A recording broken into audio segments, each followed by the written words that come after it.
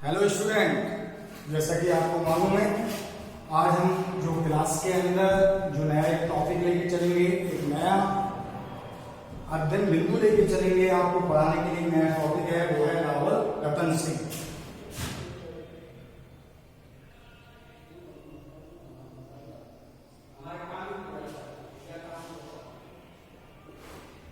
Topic का नाम है रावल रतन सिंह, जिन्होंने 1302 से लेकर 1303 ईस्वी तक शासन किया है।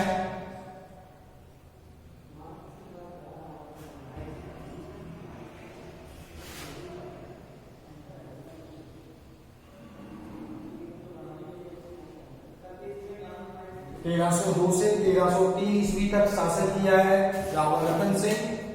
चित्तौड़ के बारे में पढ़ रहे हैं और चित्तौड़ के अंदर रावल रतन सिंह के बारे में पढ़ रहे हैं। मैं आपको बता दूं, पॉइंट क्लासेस के अंदर जो आपको जानकारी दी जा रही है, ये आपके लिए आगे काफी महत्वपूर्ण रहेगी, उसका आपको काफी फायदा भी मिलेगा। जैसा कि रावल रतन सिंह के बारे में बात की जाए तो रावल समर सिंह जो है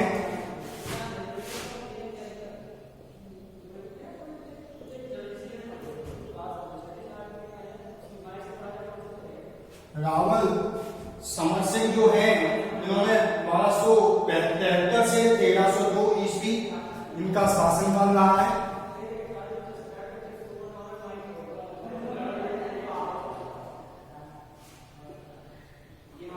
बारह सौ बहत्तर से 1302 ईस्वी इनका शासन रहा है और इनकी मृत्यु के बाद 1302 ईस्वी में मेवाड़ के सिंहासन पर इनका पुत्र रावल रतन सिंह 1302 ईस्वी के अंदर मेवाड़ के सिंहासन पर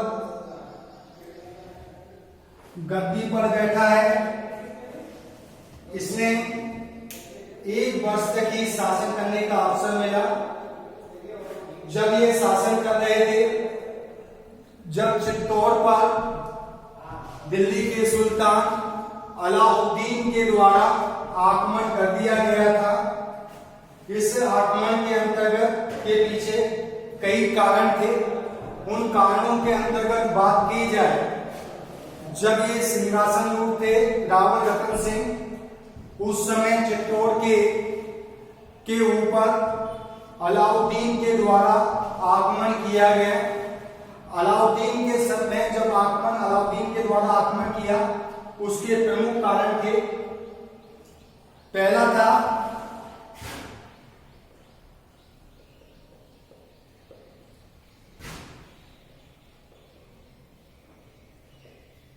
अलाउद्दीन की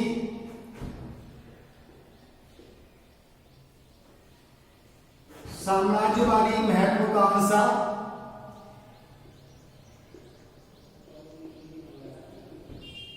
पहला कारण जो निकल कर आता है वो कौन सा निकल कर आता है?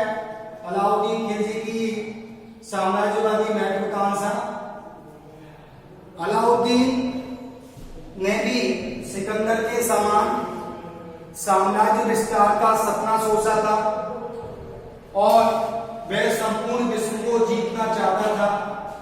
इसके प्रमाण के लिए अलाउद्दीन ने सिकंदर शाही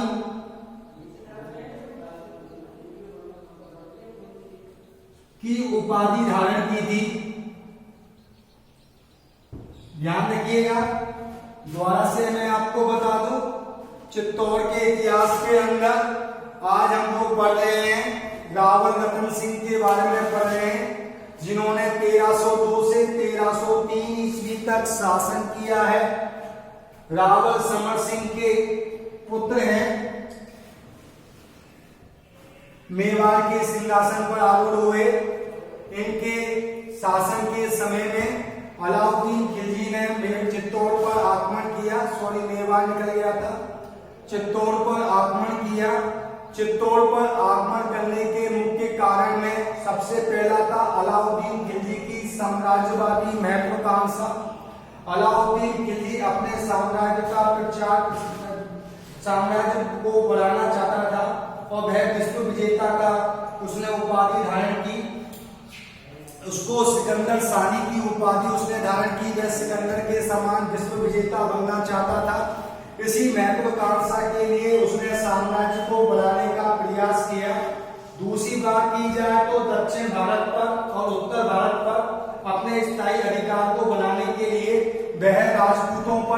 प्राप्त करना चाहता था। वह चाहता था कि दक्षिण भारत और उत्तर भारत पर संपूर्ण रूप से उसका उत्तरदायित्व बना रहे, अधिकार बना रहे। इसलिए उसने क्या किया, सबसे पहले उसने राजपूतों पर अधिकार करने का प्रयास किया। इसी प्रयास व महत्वाकांक्षा की कड़ी के अंदर अलाउद्दीन खिलजी की महत्वाकांक्षाओं को देखते हुए अलाउद्दीन खिलजी ने चित्तौड़ पर आक्रमण किया। उसके द्वारा एक उपाधि धारण की गई थी, जैसा कि आपको मैंने बता दिया, सिकंदर सानी की उपाधि, क्योंकि वह सिकंदर के समान एक महान विजेता बनना चाहता था। इसलिए उसने चित्तौड़ को अपने आक्रमण की नीति के अंदर अपना एक हिस्सा बनाया। दूसरी बात की जाए, दूसरा कारण जो निकल कर आता है, मेवाड़ की बढ़ती हुई शक्ति।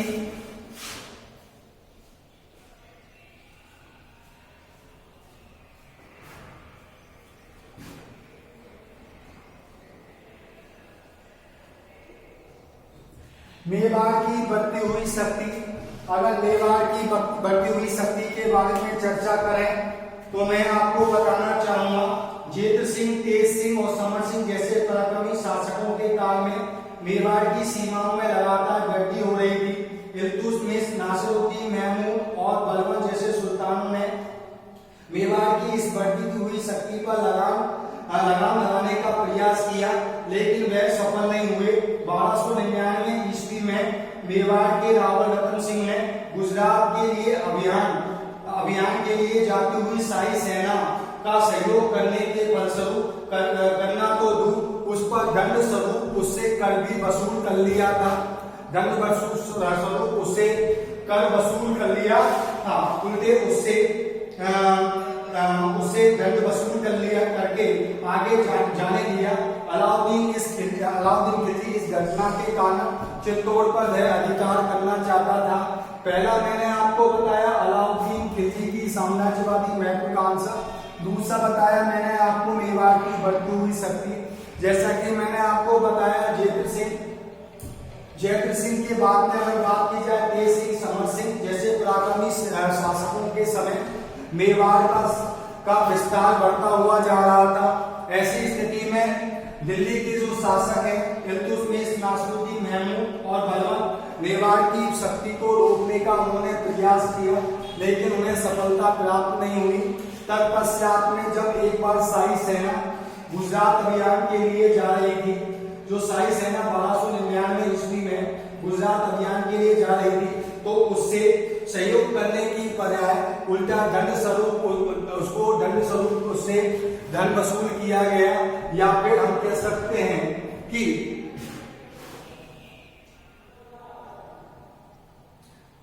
दंड वसूल करके उसे आगे जाने दिया गया, जिसके फलस्वरूप में अलाउद्दीन अब मेवाड़ के बढ़ते हुए प्रभाव को आगे नहीं बढ़ने देना चाहता था। तीसरी बात की जाए तो चित्तौड़ की भौगोलिक एवं सामरिक महत्व।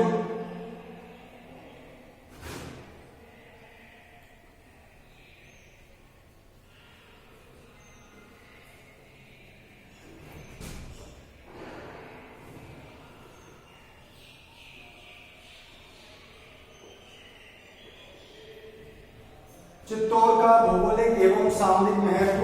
चित्तौड़ के भौगोलिक एवं सामरिक महत्व की अगर बात की जाए तो मैं आपको बताना चाहूंगा कि चित्तौड़ से मालवा, गुजरात व दक्षिण भारत के मार्ग जाने वाले प्रमुख मार्ग चित्तौड़ के पास से गुजरता था। इस कारण अलाउद्दीन खिलजी मालवा, गुजरात व दक्षिण भारत पर राजनीतिक एवं व्यापारिक प्रभुत्व बनाए रखने के लिए इस पर अधिकार करना चाहता था। यानी कि मालवा जाना हो या दक्षिण भारत में जाना हो या गुजरात में जाना हो, अगर कहीं पर भी जाना है तो चित्तौड़ के मार्ग से होकर ही जाना पड़ेगा। ऐसी स्थिति में अलाउद्दीन खिलजी चाहता था कि चित्तौड़ के ऊपर क्या हो, उसका अधिकार हो, जिससे आगे दक्षिण भारत, मालवा आदि के अंदर व्यापारिक महत्व और राजनीतिक महत्व उसका बढ़ता हुआ जाए। दूसरी बात, चित्तौड़ दुर्ग जो था चित्रांगन मौर्य, जो ये चित्तौड़ दुर्ग जो चित्रांगन मौर्य के द्वारा जो निर्मित था, इस दुर्ग पर अभी तक किसी भी मुस्लिम आक्रमणकारी के द्वारा इसको विजित नहीं किया जा चुका था। इसलिए सबसे बड़ी जो चुनौती थी अलाउद्दीन के सामने वो यह चुनौती थी कि इसको किसी भी तरीके से विजित किया जाए। चौथा है पद्मिनी को प्राप्त करने की लालसा।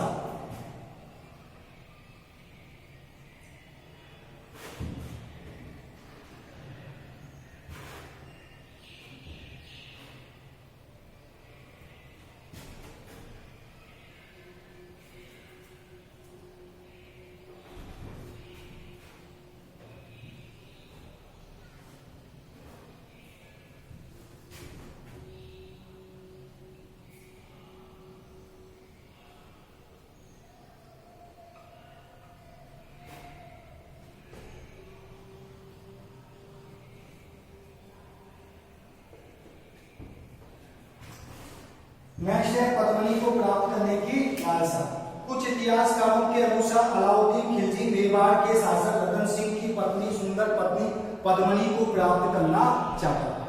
कुछ इतिहासकारों का मानना है कि अलाउद्दीन जो खिलजी है वो चित्तौड़ के जो शासक की जो पत्नी है पद्मिनी उसके को प्राप्त करना चाहता था। रतन सिंह ने उसके पास संदेश भी पहुंचाया था और संदेश पहुंचाने के फलस्वरूप में कहा था कि उसको शाही हरम में पहुंचा दिया जाए, परंतु रतन सिंह ने इस प्रस्ताव को अस्वीकार कर दिया और अलाउद्दीन खिलजी ने चित्तौड़ पर आक्रमण कर दिया। शेरशाह सूरी के समय में 1540 में लगभग लिखी गई मोहम्मद जायसी की पुस्तक पद्मावत के अनुसार आक्रमण का प्रमुख कारण क्या था? पद्मिनी को प्राप्त करना था। देखिए जो पद्मावत पुस्तक है उसके माध्यम से भी हमको ये पता चलता है कि इस पर आक्रमण करने का मुख्य जो कारण था वो भी क्या था। मलिक मोहम्मद जायसी की जो पुस्तक है पद्मावत उसके अनुसार भी हमको पता चलता है कि इसका भी मुख्य कारण ये था कि पद्मिनी को प्राप्त करने की लालसा थी।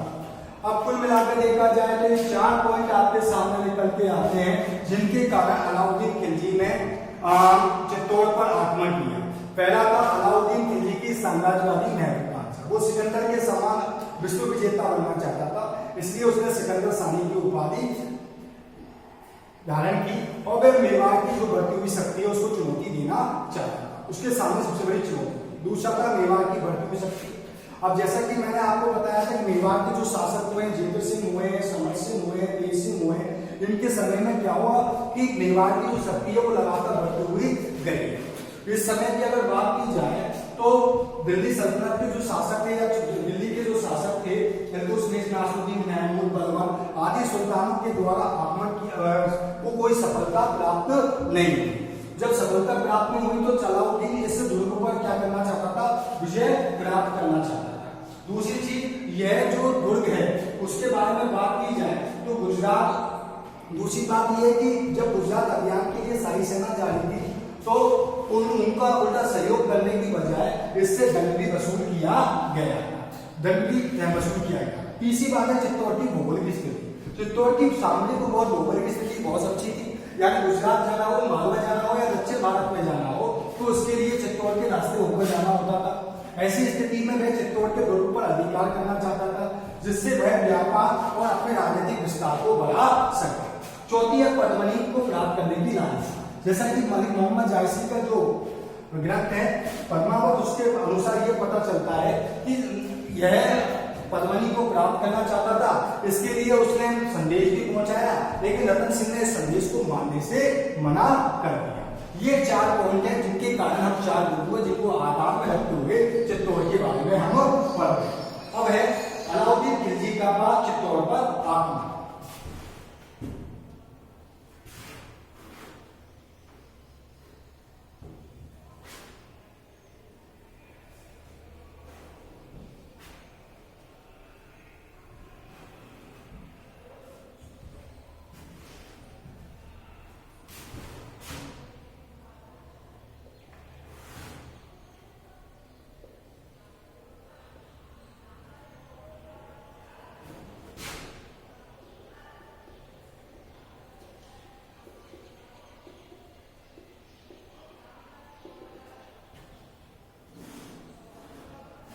अलाउद्दीन खिलजी का चित्तौड़ पर आक्रमण।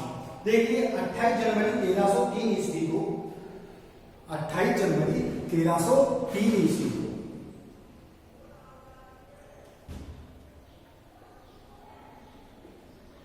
अलाउद्दीन खिलजी चित्तौड़ के लिए क्या हो गया, रवाना हो गया और चित्तौड़ के दुर्ग को उसने घेर लिया। रतन सिंह ने शाही सेना पर मुंहतोड़ जवाब दिया। इसके लिए 2 माह तक घेराबंदी की गई, लेकिन शाही सेना को कोई सफलता प्राप्त नहीं।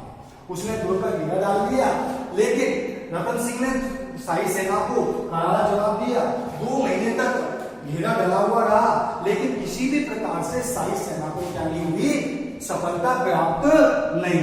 जब शाही सेना को सफलता प्राप्त नहीं हुई है तो फलस्वरूप में सफलता प्राप्त नहीं हुई है, तो ऐसी स्थिति में सुल्तान ने अपनी रणनीति में परिवर्तन किया। दुर्ग के पास ऊंचे ऊंचे चबूतरों का निर्माण किया, उन पर मंजिल तैनात करवाए और दीवारों पर भारी पथराव करवाए। यानी दुर्ग के पास में बड़ी बड़ी मतलब एक तरीके से मतलब चबूतरों का निर्माण करवाया, उस पर मंजिल तैनात करवाए और उससे क्या हुआ, दुर्ग पर पथराव करवाए। जब उनसे दुर्ग पर पथराव करवाए तो दुर्ग पर उन पत्थरों का कोई भी प्रभाव नहीं पड़ा। ठीक है, लंबे घेरे के कारण दुर्ग में क्या हुआ, खाद्यान्न जो सामग्री है उसका संकट पैदा हो गया। जो दुर्ग के अंदर खाद्यान्न जो सामग्री थी उसका भी क्या हुआ, धीरे धीरे संकट पैदा होता हुआ जा रहा है। ऐसी स्थिति में चारों तरफ जब स्थिति बेकाबू हो गई तो राजपूत सैनिकों ने किले के द्वार खोल दिए और पूरी राजपूत जो सैनिक थे वो मुस्लिम सेना पर क्या पड़े, टूट पड़े। जब वो मुस्लिम सेना पर जाकर टूट पड़े तो उसका परिणाम ये हुआ कि रतन सिंह लड़ते हुए वीर गति को प्राप्त हो गए और चित्तौड़ की रानी ने जोहर कर लिया। यानी कि अगर देखा जाए तो रतन सिंह राजपूत सैनिकों के साथ में क्या हुए, टूट पड़े और चित्तौड़ की जो रानी थी उसके द्वारा क्या कर लिया गया, जोहर कर लिया गया। ठीक है भैया, यहां तक हमारी बात कंप्लीट हो गई। उसके बाद में क्या हुआ, उसके बाद में इसे चित्तौड़ का पहला जोहर कहा जाता है। इस प्रकार 23 अगस्त 1303 को चित्तौड़ पर अलाउद्दीन खिलजी का अधिकार हो गया।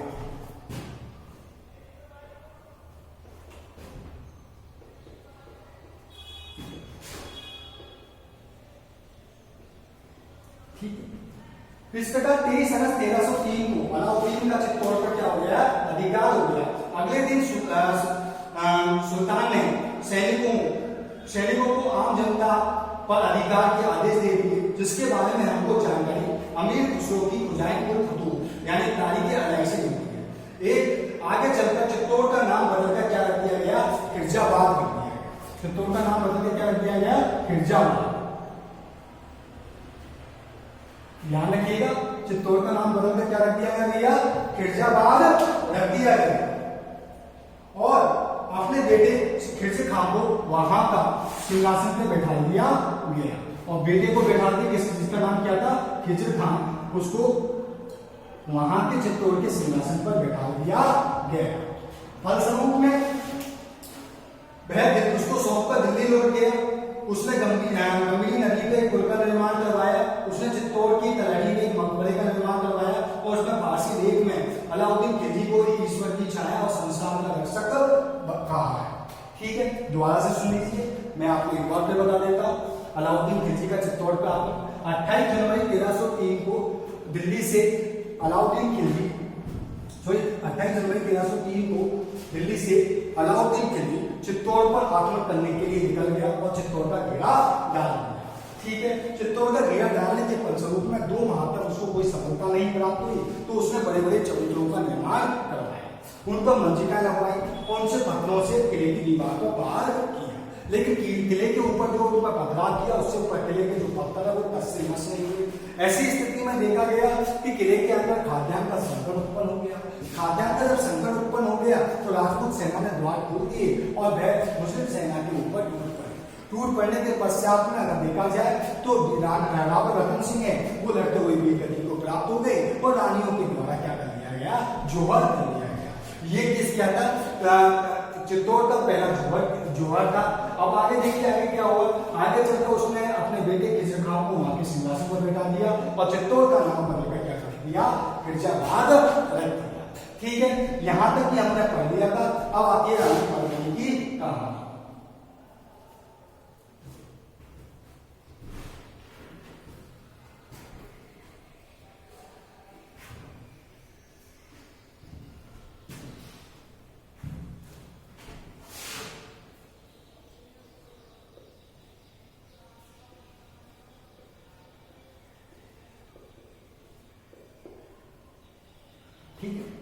पद्मिनी की कहानी के बारे में बात कर रहे हैं। सिंगलदीप के श्रीलंका के गंधर्व सेन नामक राजा की पुत्री थी।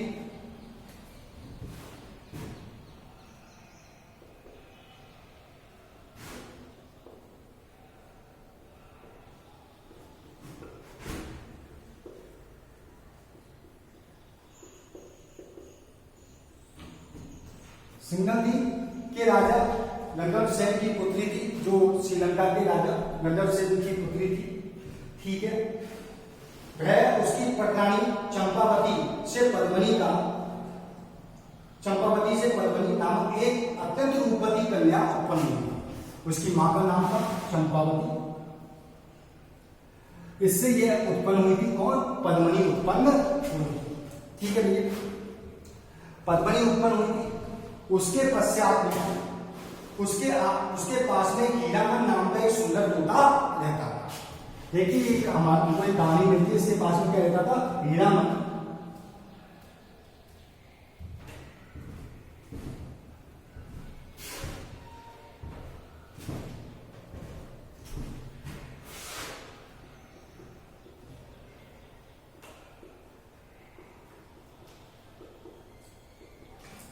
हीरामन नाम का एक तोता रहता था। ठीक है, एक बार और भय चतुर बहुत सुंदर था। एक दिन वह पिंजरे से उड़ गया और एक बहेलिये के द्वारा पकड़ लिया गया। एक दिन वो पिंजरे से उड़ गया और एक बहेलिये के द्वारा उसको पकड़ लिया गया।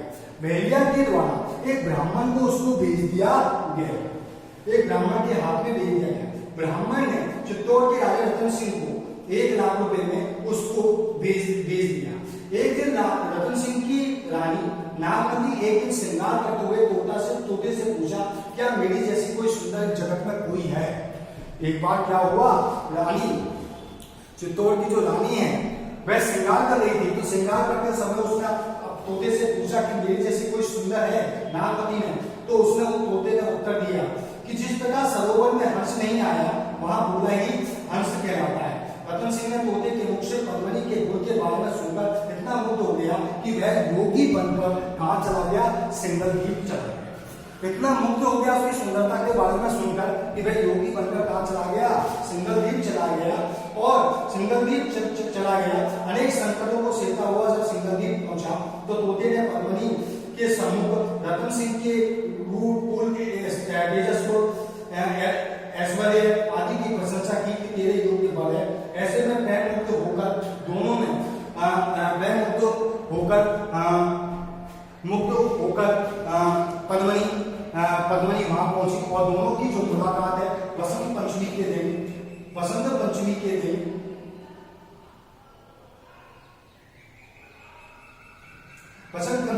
एक मंदिर में हुई जहां रतन सिंह ठहरा हुआ था। वहां दोनों ने एक दूसरे को देखकर परस्पर प्रेम हुआ। गंधर्व सेन ने जब उसके वंश के बारे में, चित्तौड़ के वंश के बारे में जाना तो उसके फलस्वरूप में इनका विवाह कर दिया है। दोबारा से सुनिए इस कहानी को, आपको एक बार सुना देता हूं। पद्मिनी राजा गंधर्व सेन सिंगलदीप के राजा की पुत्री थी। उसकी पटरानी चंपावती से उसका जन्म हुआ था। एक बार इसके बारे में जानकारी, उसका एक तोता था जिसका नाम था हीरामन। एक बार वह पिंजरे से उड़ गया। पिंजरे से उड़ने के पश्चात में बहेलिये के द्वारा पकड़ लिया गया। पकड़ने के पश्चात में जब वह एक ब्राह्मण को दे दिया गया, ब्राह्मण ने रतन सिंह को दे दिया। फलस्वरूप में एक बार रतन सिंह की जो रानी है वो श्रृंगार कर रही थी नागमती, तो उसने एक बार तोते से पूछा कि मेरे से सुंदर कोई है? तो उसने आगे दिया। जिस प्रकार एक सरोवर के अंदर हंस नहीं आया तो बूढ़ा भी अपने आप को सुंदर कहलाता है। तोते के मुख से जब पद्मिनी के बारे में, गुण रूप बन के बारे में आदमी को पता पड़ा तो रतन सिंह मंत्र मुग्ध हो गया और वह उसको प्राप्त करने के लिए एक सन्यासी के रूप में सिंगलदीप पहुंच गया। जब सिंगलदीप पहुंचा तब पद्मिनी को रतन सिंह के बारे में पता पड़ा तो दोनों की मुलाकात कामड़ी बसंत पंचमी के दिन एक मंदिर के अंदर हुई। दोनों की मुलाकात होने के पश्चात में गंधर्व सेन को जब इसके बारे में पता पड़ा तो उसने चित्तौड़ के रतन सिंह के वंश और उसके राज्य के बारे में पता किया। फलस्वरूप दोनों का विवाह कर दिया। रतन सिंह विवाह करके पद्मिनी के साथ में राजधानी चित्तौड़ लौट आए। रतन सिंह द्वारा मेवाड़ से निकाले गए राघव चेतन नामक तांत्रिक ने अपना अपमान का बदला लेने के लिए काम पर चला गया था रतन सिंह के द्वारा। राघव चेतन नामक एक तांत्रिक को अपने दरबार से निकाल दिया गया था। वह उससे बदला लेने के लिए अलाउद्दीन खिलजी के काम पहुंच गया, दरबार में पहुंच गया। और अलाउद्दीन खिलजी के दरबार में पहुंचने के पश्चात में उसने जाकर सुल्तान के समक्ष पद्मनी की तारीफ की। किसकी तारीफ की? पद्मनी की तारीफ की और पद्मनी को प्राप्त करने की लालसा को बताया कि वह पद्मनी को प्राप्त करना चाहता। ठीक है, उसने तारीफ की और तारीफ करने के पश्चात पद्मनी के चित्तौड़ को प्राप्त उसको प्रोत्साहन किया। और दोबारा से सुन लीजिए कि राघव चेतन अलाउद्दीन खिलजी के दरबार में पहुंच गया। दरबार में पहुंचने के पश्चात में पद्मनी के सौंदर्य के बारे में बताता है और सौंदर्य के बारे में बताकर उसको अलाउद्दीन खिलजी को प्रोत्साहित करता है और उसको प्रोत्साहित किया। इस पर अलाउद्दीन खिलजी ने चित्तौड़ पर चढ़ाई कर दी। 8 वर्ष तक घेरा डालने के पश्चात जब सुल्तान चित्तौड़ को नहीं जीत पाया तो उसने एक प्रस्ताव रखा कि उसे पद्मनी का प्रतिबिंब दिखा दिया जाए। वह प्रतिबिंब देखकर वापस चला गया। जब उसको प्रतिबिंब दिखा दिया गया तो उसके पश्चात में दिखा दिया गया तो उसको तो उसने जब वह लौट रहा तो उसने षड्यंत्र से पद्मनी रतन सिंह को कैद कर लिया और उसको रिहाई के बदले में पद्मनी की मांग की। ये सारा वृत्तांत पद्मनी याद होने पर पद्मनी ने राणा को छुड़ाने के लिए योजना बनाई। उसने अलाउद्दीन के पास 1600 सैनिकों के साथ आने का प्रस्ताव भेजा। उसने अलाउद्दीन से कहा कि मैं अपने 1600 सैनिकों के साथ में आऊंगा। अलाउद्दीन ने इस प्रस्ताव को स्वीकार कर लिया। अब स्वीकार कर लिया तो वह 1600 पालकियों में अपने राजपूत योद्धाओं को लेकर गए। दिल्ली पहुंचकर उसने शाही हरम में शामिल होने से पहले अंतिम बार अपने पति के दर्शन करने का बोला कि मैं अंतिम बार अपने पति के दर्शन करना चाहती हूँ। पर मिलने का उनको अनुमति दी गई। ऐसी स्थिति में जो राजपूत सैनिक थे इच्छा प्रकट की स्वीकृति दे दी गई। जब दोनों पति पत्नी मिल रहे थे उसी समय राजपूत योद्धा ने मुस्लिम सेना पर टूट पड़े और उनको सुरक्षित निकाल लिया। और इस अलाउद्दीन को जब चलता पता चला तो पहले पर वह सैन्य राजपूतों का पीछा करता हुआ आया। रतन सिंह अपने सेना नायक घोड़ा और बादल के साथ में लड़ता हुआ मारा गया और पद्मनी ने क्या कर लिया? जोहर कर लिया। अब ये कहानी हमको प्राप्त होती है कि पद्मनी अपनी 1600 पालकों में उसने कहा कि मैं सिर्फ सैनिकों के साथ में आऊंगी। उसने स्वीकृति दे दी। उसने जाने से पहले कहा कि मैं अपने पति से मिलना चाहती हूँ तो उसकी भी स्वीकृति दे दी। जब पति पत्नी मिल गए थे तो उन पालकों के अंदर कौन थे? राजपूत योद्धा थे। राजपूत योद्धा मुस्लिम सैनिकों पर टूट पड़े और उनको सुरक्षित निकाल दिया। और सुरक्षित निकालने के पश्चात में क्या हुआ कि जब उसको चलकर उसका पता पड़ा अलाउद्दीन का तो वह पीछा करता हुआ उनके पीछे गया। जब पीछे गया तो फलस्वरूप में रतन सिंह ने वो अपने सेनानायक अपने जो सेनानायक है घोड़ा और बादल के साथ में लड़ता हुआ सैन्य के साथ में लड़ता हुआ अपनी गति को प्राप्त हो गया और उसके फलस्वरूप में पद्मनी ने जोहर कर दिया। पद्मनी की कहानी की ऐतिहासिकता का उल्लेख मलिक मोहम्मद जायसी ने अपने ग्रंथ पद्मावत में किया। ठीक है, इसकी जो जानकारी हमको प्राप्त होती है